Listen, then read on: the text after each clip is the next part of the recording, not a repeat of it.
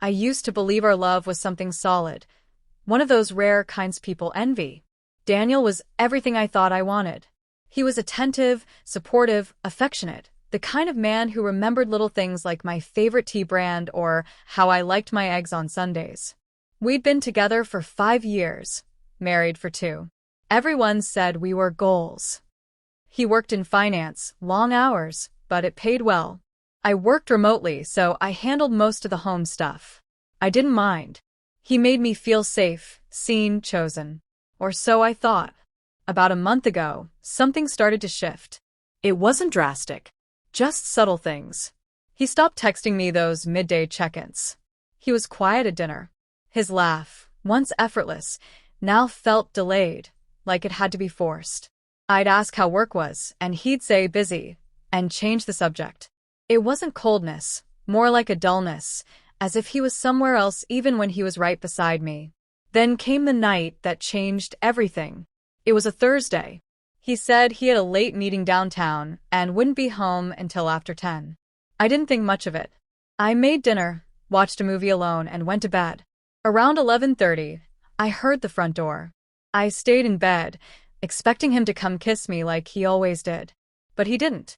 I got up and saw him in the kitchen, tense, breathing shallow like he'd just sprinted. He looked surprised to see me. Said he thought I'd be asleep.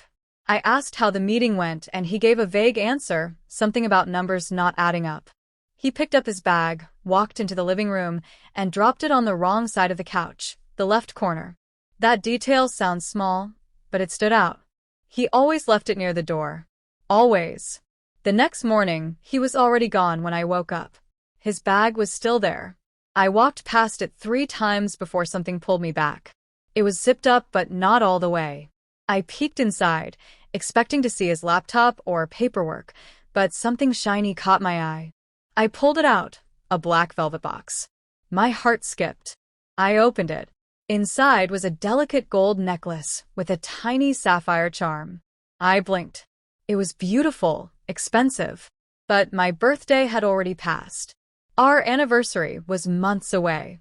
No tag, no note, no receipt. Just the necklace.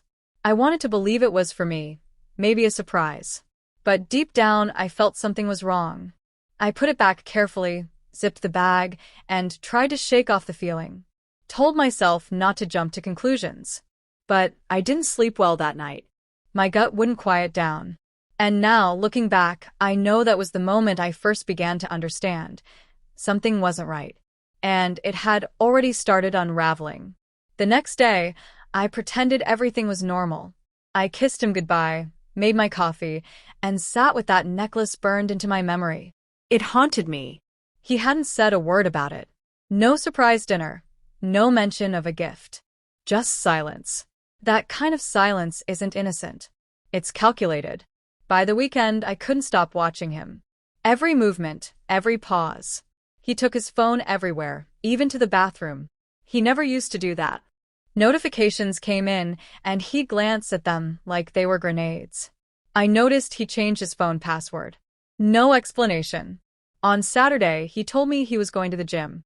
That wasn't unusual, but the cologne he wore was. He only used it on special occasions. And his gym bag had new clothes, nicer than workout gear. I watched him walk out the door, smiling like everything was fine. But something inside me was screaming. I called my best friend, Liv. She's known me for 10 years, and she's the type to cut through the noise. I told her everything, the necklace, the phone, the cologne.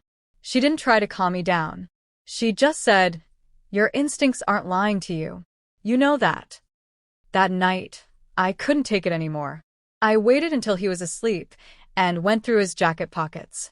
Nothing. I checked the laundry basket. Buried in his jeans was a folded receipt. A fancy restaurant. 2 meals, 2 drinks, 1 dessert. Friday night. The same night, he said, he worked late. Still, I needed more than suspicion. I wasn't going to confront him without proof. So, I started paying attention to patterns. Every Tuesday and Thursday, he'd come home around 9:30. Said he had team calls. But he always looked like he'd been outside, not at a desk. His skin flushed, hair out of place, and his shirt untucked. I remembered a feature on his phone we both had set up months ago, a GPS location history. I logged into our shared cloud account from my laptop while he was in the shower. Scrolling through his location history, my chest tightened. Thursday night. He wasn't downtown. He was 25 minutes away, in a residential neighborhood. No offices, no restaurants. Just houses. I zoomed in on the address. It wasn't random. He'd been there multiple times. Same location. Same hours. Always on nights, he said he had late meetings. I took a screenshot and saved it. I didn't cry. Not yet. I just stared at the screen, waiting to feel something that made sense. But nothing did. The pieces weren't just falling apart. They were rearranging themselves into something uglier. Something real. I didn't know who lived at that address. I didn't know what I'd find if I went. But one thing was suddenly very clear. Daniel had secrets. And I was done pretending not to notice. I waited until Thursday. He told me again he had a meeting, same time, same excuse. I smiled, nodded, and watched him leave. 10 minutes later, I grabbed my keys and drove to the address from his location history. My hands were sweating, my heart pounding so loud I could barely think. The neighborhood was quiet, upper middle class, clean lawns, no reason to suspect what was happening behind those doors. I parked down the street and walked the rest of the way. When I rang the bell, I didn't know what I'd say. I just knew I had to see who lived there. The door opened, and a woman stood there. Younger than me, probably mid-20s. Pretty, polished, confused. She said, "Can I help you?" I asked, "Do you know Daniel?" Her face went pale for half a second before she forced a smile and said, "Yes, why?" I said, "I'm his wife." She stared at me like I'd spoken another language. Then she said, "What?" She invited me in hesitantly. Her name was Erica. They'd been seeing each other for almost 6 months. He told her he was divorced. Said I was bitter and obsessed, and that he was trying to move on. She showed me pictures on her phone, him laughing in a hoodie I'd just washed last week. The necklace? It was for her birthday. She wore it proudly.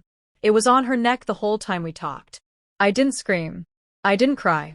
I asked her for one thing, to let me record the conversation. She agreed. Maybe she felt guilty. Maybe she just wanted to be done with him, too. I thanked her, walked out, and sat in my car for a full hour. I didn't text him. I didn't call. I drove home, showered, changed, and cooked dinner like nothing had happened. When he came home around 10, I greeted him with a kiss. He looked relaxed, even happy. Sat down to eat. Halfway through dinner, I pulled out my phone, hit play, and set it on the table. He froze. Erica's voice came through clearly, talking about the dinners, the trips, the lies. He didn't move. Then he tried to smile like it was some misunderstanding. Said she was crazy, that I shouldn't trust her. I didn't respond.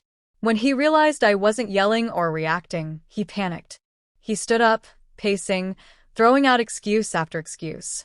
Said he felt lost, confused, that it wasn't serious. That he loved me. That it was a mistake. I didn't say a word. I just looked at him.